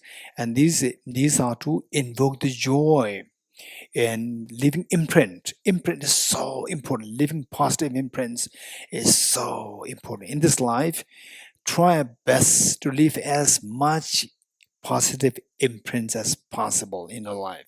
Imprints of wisdom, imprints in bodhicitta, imprints of helping others, right? In whatever little way, saving the insects, or offering some, say, the financial assistance to some poor people, charity, so forth. Just these are all leaving imprints in the mind. Leave as much positive imprints as the inner life as possible. This is what we have to do. One. And then, interestingly, I'm sure that many of you heard about these incidences. For example, I remember some incidents where they say somebody, a little girl who has nothing to do with Buddhism, no Buddhism at all around, and suddenly she goes into, with the parents goes to a market, and suddenly she saw a nun there, and she was so amazed by this little girl. Then what is this? Very different. And then she tells her mother, "Please take me to meet her," and meet the nun. And she feels so, she's my sister, she's my mother. And then asks the mother, where can I meet her more often? And then goes into Buddhism completely and become a good Dhamma practitioner. There are such instances there. Just by seeing monk or nun, you feel so inspired, so happy. And some people, just hearing the word Bodhicitta is so healing. For some people, just hearing the word emptiness is so healing. For some people, emptiness, what is emptiness? Bodhicitta, what is bodhicitta? Whereas for some bodhicitta means so healing. Wow, it's amazing. What is bodhicitta? Desire to become Buddha for the benefit of all sentient beings. Instantly goosebumps come in the body. Why? Because these people have left imprint in the mind in the past life. Bodhicitta means something so precious. Something, when you say precious, what's feeling like? Good or unpleasant feeling. Very pleasant feeling. So if you leave an imprint of the pleasant feeling associated with the bodhicitta pleasant feeling, next time you hear the word bodhicitta, instant pleasant feeling will be retrieved. For example, how many of you say sometimes when you smell something, it reminds you of your childhood. Smell something, reasons? Taste something. Again, you become so nostalgic of your childhood, reasons? This is because these tastes and your childhood, these two connected, linked to your childhood. Your childhood, and this taste, your childhood will be so beautiful with your parents, with your mother. And this taste, this particular taste that your mother gave you, but the smell of the mother, smell of the area, that place, flowers, that particular place. And many years later, you smell it instantly, it takes you back in time. You feel like crying. It becomes so nostalgic. So this is exactly what happens in the future lifetimes. You hear the bodhicitta, instantly you feel like crying. It's so healing. You hear of the wisdom emptiness, instant goosebumps come in the body. Wow, it's amazing. You feel just connected. You cannot leave that, right?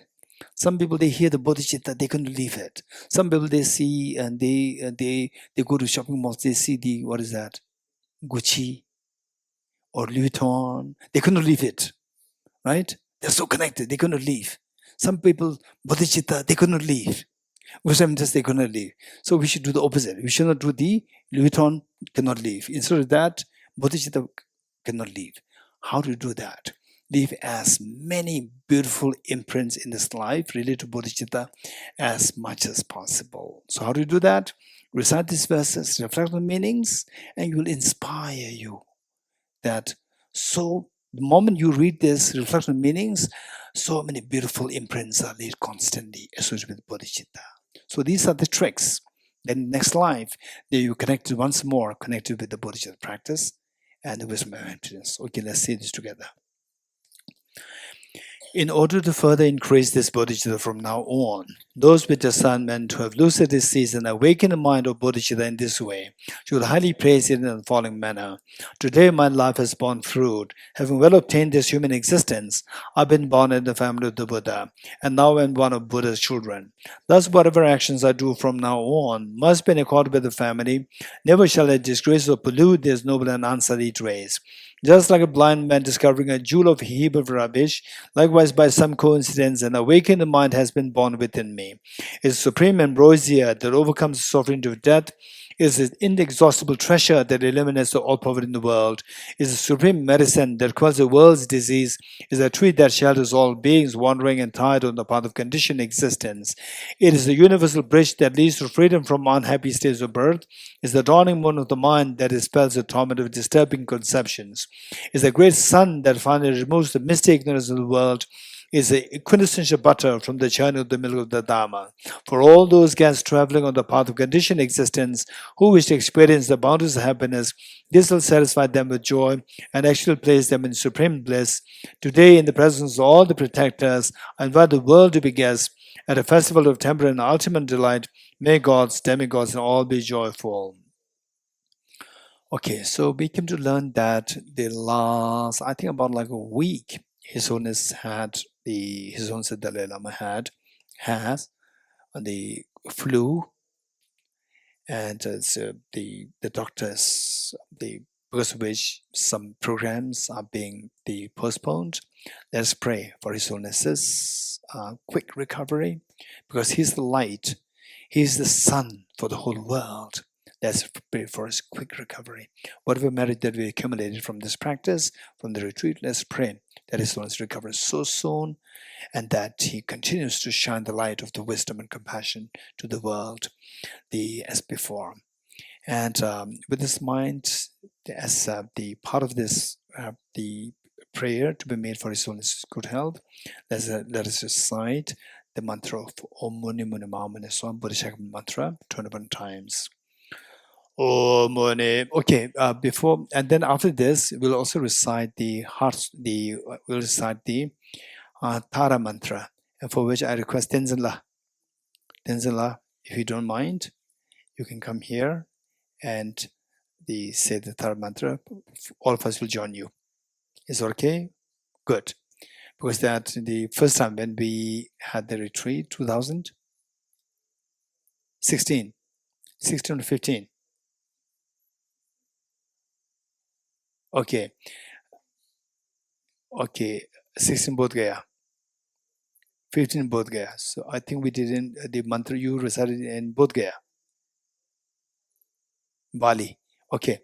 So 2016, doing the similar retreat, Bodhichitta Retreat, Tenzila recited the Tara mantra, and everybody joined her. So after this you come here, and after the Buddha mantra, we'll recite the Tara mantra, which I'll request Tenzila to recite it. Okay. Just get bring the cushion.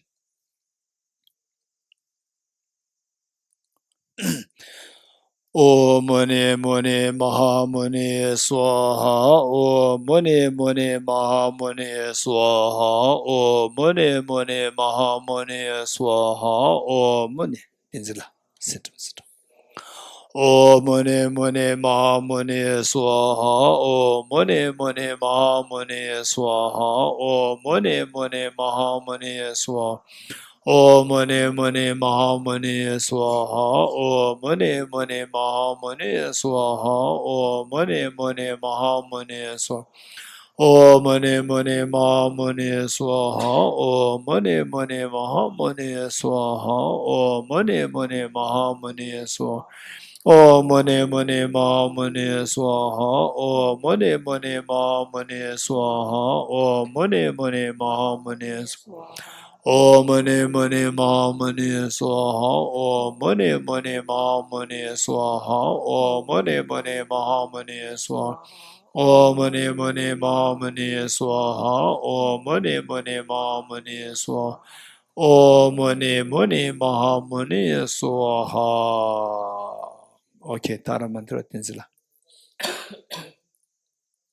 Om Tare Tu Tare Tu Re Soha.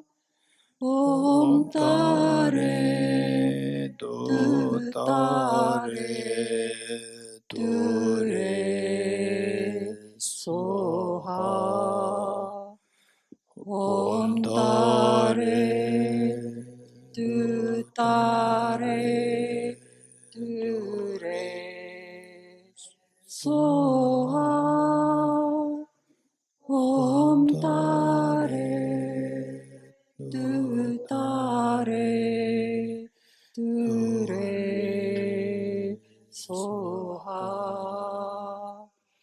Om Tare Tu Tare Tu Re Soha. Om Tare Tu Tare Tu Re Soha. Om Tare Tu Tare Tu Re Soha. Om Tare Tu Tare Tu Re Soha.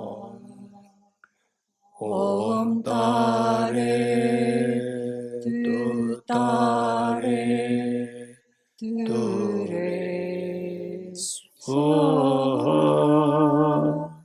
Om Tare Tu Tare Tu Re Soha. Om Tare Tu Tare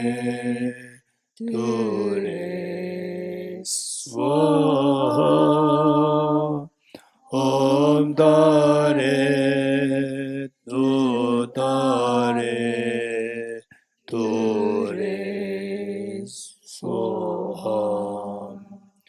Om Dare Tu Dare Tu Re Soham.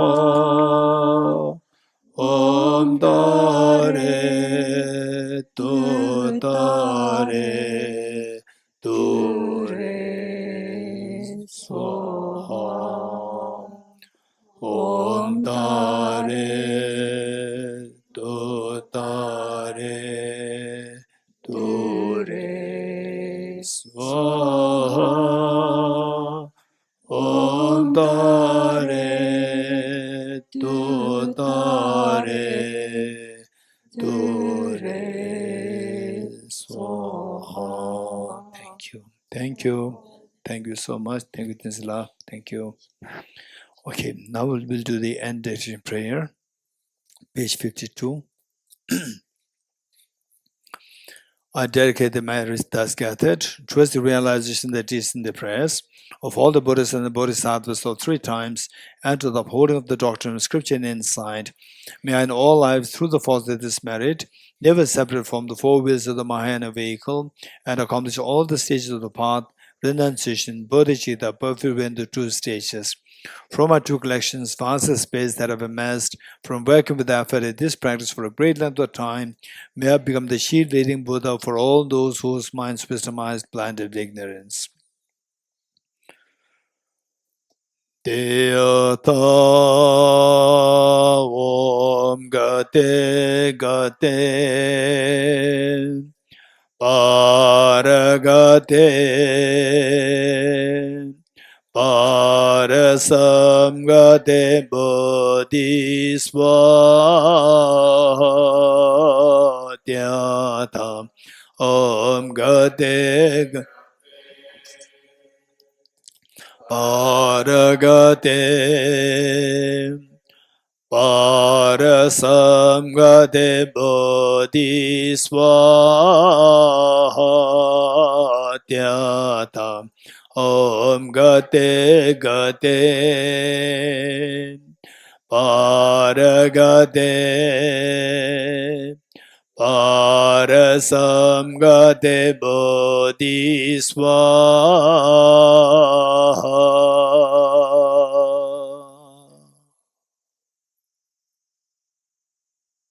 3 processions together.